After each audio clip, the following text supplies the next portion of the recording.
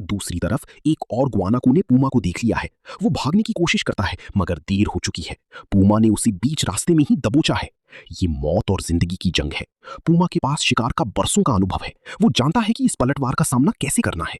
Guanaco का शरीर लड़खड़ाने लगा है। थोड़ी देर की कोशिश के बाद आखिरकार वो जमीन पर गिर जाता है। फितरत का ये चक्र। ये देखिए, एक शक्तिशाली कुडू जो बेखौफ होकर नदी के किनारे पानी पी रहा है। लेकिन इसे क्या पता था कि मौत इसके बिल्कुल करीब है। अचानक एक शेरनी हमला करती है। कुडू अपनी पूरी रफ्तार के साथ भागता है, लेकिन शेरनी उसके पीछे हाथ धोकर पड़ गई है। जंगल का नियम है, या तो भागो या शिकार बन जाए। शेरनी से बचने के लिए कुडू पानी में छलांग लगा देता है, पर यहां आसमान से गिरे और खजूर में अटके वाली बात हो गई। पानी में एक भूखा मगरमच्छ पहले से ही इंतजार कर रहा था। एक तरफ शेरनी, दूसरी तरफ मगरमच्छ। मगरमच्छ ने कुडू को पकड़ लिया है। ऐसा लग रहा है कि अब तो खेल खत्म। पर रुकिए, इस कुडू के अंदर जीने का जज्बा अभी बाकी है। एक जोरदार झटके के साथ कुडू मगरमच्छ के जबड़े से खुद को छुड़ा लेता है और वापस किनारे की तरफ भागता है। शेरनी अभी भी वहीं खड़ी है, लेकिन कुडू के धारास को देखकर वो भी थोड़ा ठिठक जाती है। कुडू ने अपने नुकीले सींगों से शेरनी को चुनौती दी।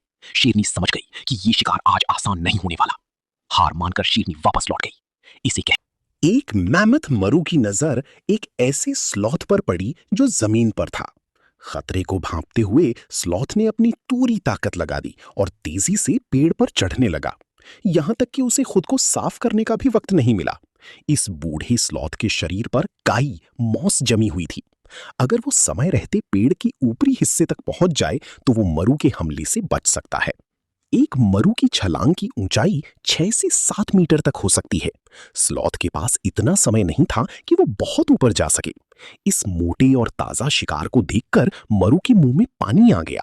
मरु न केवल छलांग लगाने में माहिर होते हैं, बल्कि वे पेड़ पर भी चढ़ सकते हैं।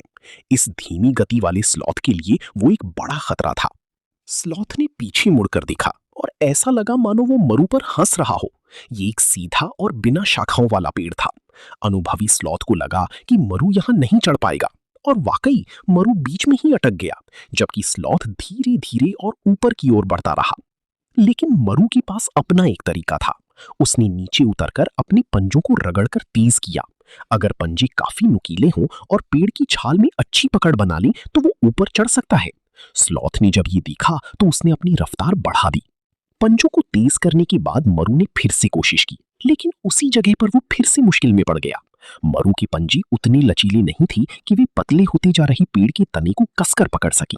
वहीं दूसरी ओर स्लॉथ पलक झपकते ही कुछ और सेंटीमीटर ऊपर खिसक गया। मरु ने फिर से अपने पंजे रगड़ी।